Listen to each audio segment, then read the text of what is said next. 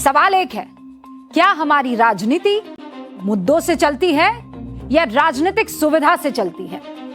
अगर छात्रों से मतलब है तो यहां वाला छात्र हमारा, वहां वाला छात्र तुम्हारा, ये तो नहीं हो सकता ना। छात्र तो सबके हैं, पूरे देश के हैं। दिल्ली में हो तो लोकतंत्र, झारखंड में हो तो षड्यंत्र। ये सेलेक्टिव पॉलिटिक्स नहीं चलेगी बॉस। जिसने देश का बेड़ा गर्क करके रखा हुआ है, ये नहीं चलेगा। हमारे देश में सेलेक्टिव पॉलिटिक्स कैसे होती है, आपको एग्जाम्पल दूंगी और एग्जाम्पल देकर समझाऊंगी, और ध्यान से सुनिएगा। आज से 8 दिन पहले जाइए, तारीख थी 27 जुलाई।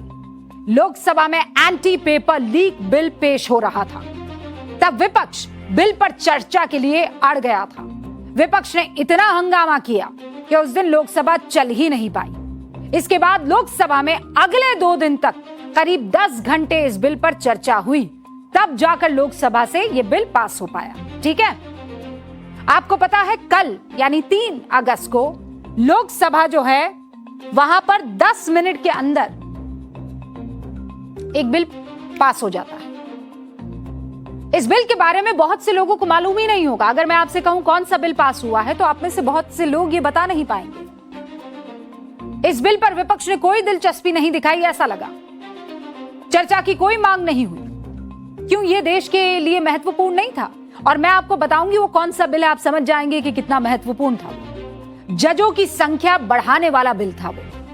जजों की संख्या बढ़ने का सीधा मतलब आप समझते हैं ना, लंबित मामलों का बोझ कम होना। इस बिल का नाम भी बता देती हूं, सुप्रीम कोर्ट अमेंडमेंट बिल 2026। यानी जिस बिल पर विपक्ष को लगा कि इस पर हंगामा काटकर सदन में लंबा लंबा भाषण देकर अपना वोट बैंक सेट किया जा सकता है, उस पर 10 घंटे तक चर्चा, और वो भी हंगामे के बाद। और जिस बिल पर विपक्ष को कोई सियासी फायदा नजर नहीं आया, उस पर चर्चा करने की जहमत तक नहीं। यही है सेलेक्टिव पॉलिटिक्स। और यहीं पर यह मामला खत्म नहीं हो रहा है। छात्रों के मामले पर आ जाइए। और मैं आपको बता दूं, जब ये छात्रों का जिक्र चल रहा है तो इस देश में सबसे ज्यादा चर्चा अभी किस चीज की चल रही है? दिल्ली वाले प्रोटेस्ट की, जेन ज़ी की, सीजेपी की। दिल्ली पुलिस ने इतना खतरनाक खुलासा किया है, बस बने रहिएगा, उस खुलासे पर आपको ले जाऊं। उससे पहले छात्रों के मामले में विपक्ष ने गजब का दोहरा रवैया अपनाया है, गजब का। ये 2 तस्वीरें आपको टेलीविजन स्क्रीन पर मैं दिखा रही हूं। क्या दिख रहा है इन 2 तस्वीरों में? आपको कुछ समझ आ रहा है? नीट पेपर लीक पर राहुल गांधी इतने मुखर के पीएम आवास के सामने जाकर बैठ गए। याद है ना आपको?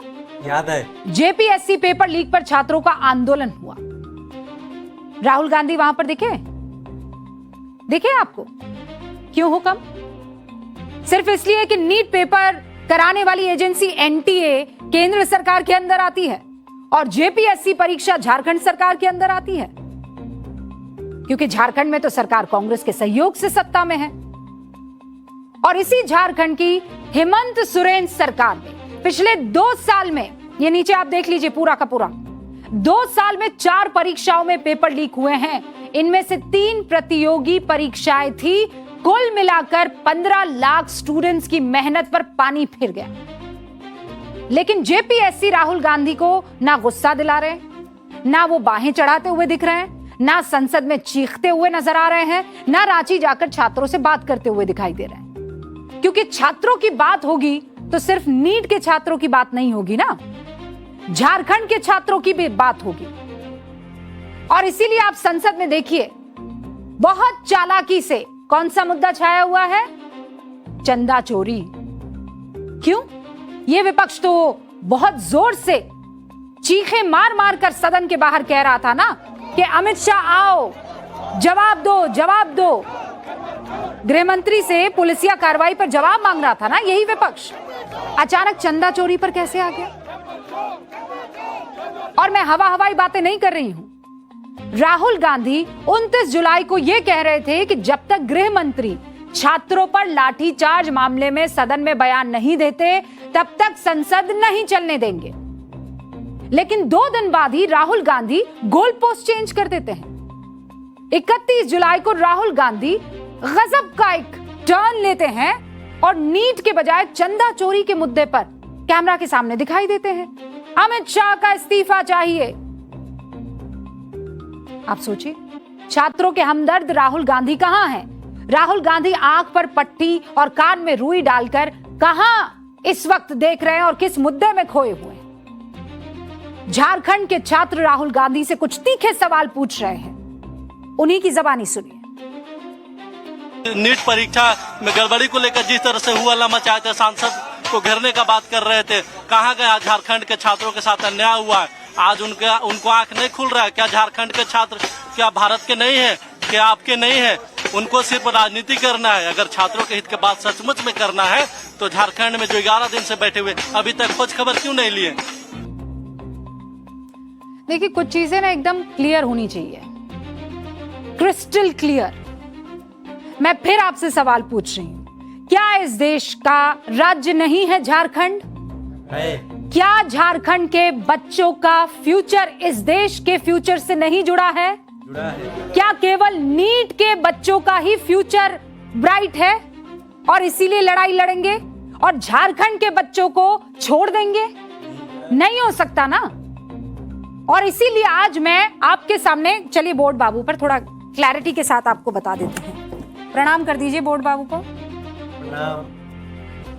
छात्रों पर राहुल जी का डबल स्टैंडर्ड। कौन सा स्टैंडर्ड? Double standard. आप टिक करते चले जाइएगा, मैं सिर्फ आपसे सवाल पूछूंगी, उसका आप जवाब दे दीजिएगा, ठीक है? तो भाई पहला सवाल, नीट पेपर लीक पर क्या राहुल गांधी ने प्रेस कॉन्फ्रेंस की थी? किया था भाई, बहुत बढ़िया। नीट पेपर लीक पर ये प्रेस कॉन्फ्रेंस जैसी ही press conference JPSC paper leak पर हुई क्या? नहीं हुई। नहीं हुई। चलिए अब इधर आ जाइए, संसद में विरोध प्रदर्शन नीट पर हुआ था क्या? हुआ था। हो गया।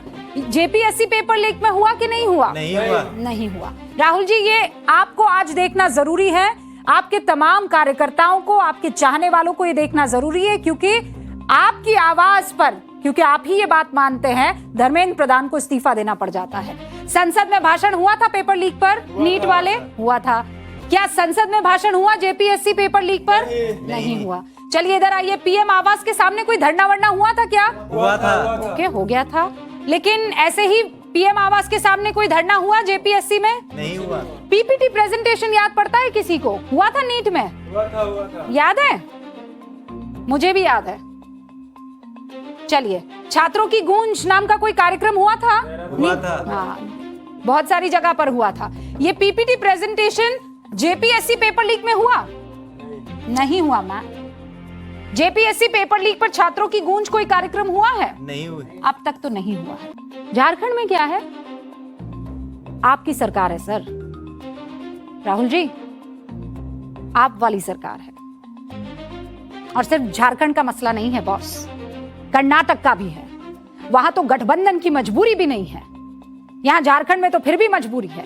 और मैं कुछ कहूं उससे पहले आप कर्नाटक के गृह मंत्री प्रियांक खड़गे का बयान सुन लीजिए। और मैं फिर एक डिस्क्लेमर लगा देती हूं, प्रियांक खड़गे के बयान को आप लोग बहुत गौर से सुनिएगा। Role. What do you expect us to do? Our responsibility is also for them and also for people who are writing the exams, no? Quite naturally, to maintain law and order, we had to take a few people in custody. It is demand that you resign from your Yeah, I will resign. Let them first 25 days, let them go on hunger strike. Then if they don't control, we will do one lathi charge and then I will resign. Just like how they did for this thing. So if the people who are seeking my resignation should answer, why didn't Mr. Bommai resign when the PSI scam happened? Why didn't Mr. Argagnanendra resign when the PSI scam happened? Yesterday, lakhs of people wrote exams, and there's a problem only with close to around 120 people. What do you? अंग्रेजी में बयान दे रहे थे और महत्वपूर्ण बात आपने सुनी कि नहीं सुनी? प्रियांक खड़गे कह रहे हैं कि पहले 25 दिन तक अनशन करने दीजिए, फिर कंट्रोल करने के लिए सिचुएशन हम लाठीचार्ज करेंगे और फिर मैं रिजाइन करूंगा। सुना आपने? ये प्रियांक खड़गे कह रहे हैं। ये बात कर्नाटक में पुलिस भर्ती परीक्षा में गड़बड़ी का विरोध करने वाले छात्रों पर कह रहे हैं। राहुल गांधी सुनिए, आप, मैं आपको टैग कर रही हूं, @राहुल गांधी। आपके कार्यकर्ता कर्नाटक के गृह मंत्री ये कह रहे हैं, first let them go on fast for 24 days, 25 days, then we'll have लाठी charge and then maybe I'll resign. आप देश के गृह मंत्री का इस्तीफा मांग रहे हैं, लेकिन आपकी ही पार्टी के नेता और कर्नाटक के गृह मंत्री छात्रों पर लाठीचार्ज की प्लानिंग कर रहे हैं। और सुई पटक सन्नाटा।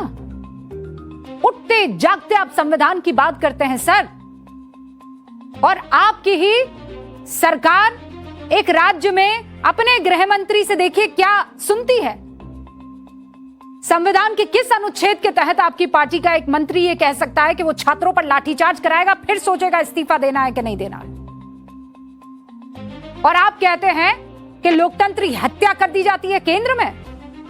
क्या इसे आप लोकतंत्र की हत्या नहीं कहेंगे? और अब एक सवाल पूछती हूं, मैं आप सबसे पूछती हूं।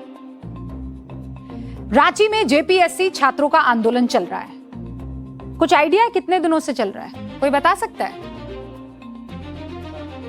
6-7 दिन, 11 दिनों से चल रहा है। पिछले 11 दिनों से ये आंदोलन चल रहा है। सच बताइएगा, अपने मोबाइल में आपने इस आंदोलन के बारे में कितनी रील्स देख ली, कितने सोशल मीडिया पोस्ट देख लिए, कितने सेलिब्रिटीज को बहुत बुरा हो रहा है बच्चों के साथ कहता हुआ सुन लिया है, कितने लोगों को सैड म्यूजिक के साथ what's happening in our country ये लिखकर वो स्टेटस चस्पा करते हुए देख लिया। सच बताइए कितने आपने ऐसे वो देख लिए? आया कहीं कोई ऐसा? नहीं।